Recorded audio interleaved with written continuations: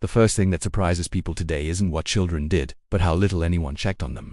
There was a time when British children handled responsibilities on their own, walked familiar routes, solved small problems, and got on with it, all without constant adult oversight. Nobody hovered, nobody panicked, it was simply expected. Looking back now, it feels almost unbelievable how ordinary it all seemed. Most people don't realize just how much children were trusted back then, because at the time, it wasn't called independence, it was just childhood. And once you start remembering those moments, a different world.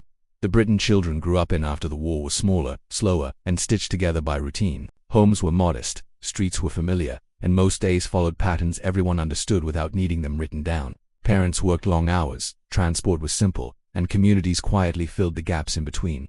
Front doors were often left unlocked, not out of carelessness, but because neighbors knew one another by name and face. You could walk down a street and recognize every doorway, every net curtain, every familiar nod. For children, independence wasn't discussed or debated.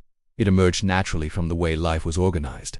Schools were close, shops were local, and streets belonged as much to children as to cars. After school, the sound of footsteps on concrete pavements signaled the same ritual every afternoon, children heading home or off to familiar errands. Familiar faces appeared at windows, at gates, at bus stops, quietly watching without intruding.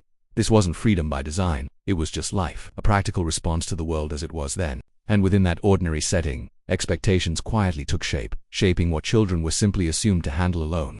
Without explanation, ceremony, or anyone thinking twice about growing up then meant learning by doing, often without anyone explaining the rules. If you took a wrong turn, you didn't ring home or wait for rescue. You paused, looked around, and found your own way back. Time mattered too. You learned when to leave, how long things took, and what happened if you were late. Nobody chased you with reminders. Small purchases taught quiet lessons. Counting out coins, checking change, deciding whether something was worth it, these moments belonged to you alone. Mistakes happened, of course. You miscounted, forgot something, arrived early or late, but there was no drama attached to it. Everyday setbacks were simply part of the landscape. There were no instructions, you just worked it out. That expectation shaped how children thought about themselves.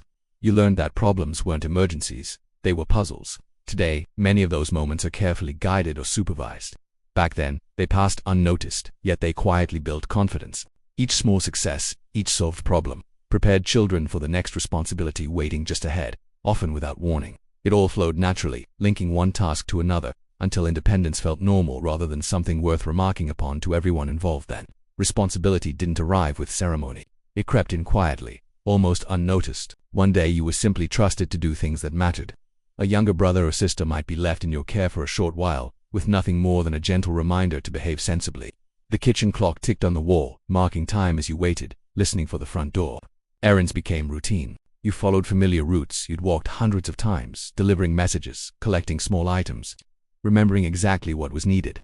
Sometimes there was a note left on the table, brief and practical, trusting you to understand. You learned to stick to routines, to be where you were supposed to be, when you were supposed to be there. At the time, it didn't feel like responsibility in the grand sense. It was simply part of being useful, of belonging to the rhythm of family life. Today, many of these moments are carefully supervised, planned, and checked. Back then, trust filled the space instead. Children absorbed the idea that they were capable, relied upon, and expected to rise to the occasion. That quiet expectation shaped how they saw themselves long before they ever questioned it afterwards. Looking back, the question isn't why children were trusted, but why no one questioned it. Life moved at a gentler pace, and everyone knew everyone else's routines. Adults kept an eye out without making a show of it, offering quiet reassurance rather than rules. Streets felt shared, not monitored. If something seemed amiss, someone nearby would notice. That collective awareness created a safety net you could feel, even if you never named it. It wasn't bravery, it was trust. Trust in neighbors, in familiarity, and in children themselves.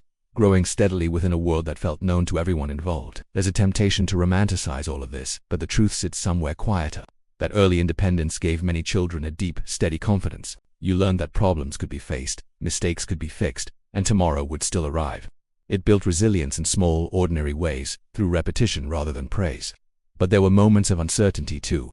Times when the responsibility felt heavy, when you wished someone would step in, even briefly. You didn't always have the words for that feeling, and you rarely spoke it aloud. You simply carried on. You didn't feel brave, you just got on with it. And that may be the most telling part. These experiences shaped how a generation understood duty, self-belief, and quiet perseverance. Today, we often name and analyze these traits. Back then, they were absorbed unnoticed, woven into everyday life. leaving marks you may only recognize now, today.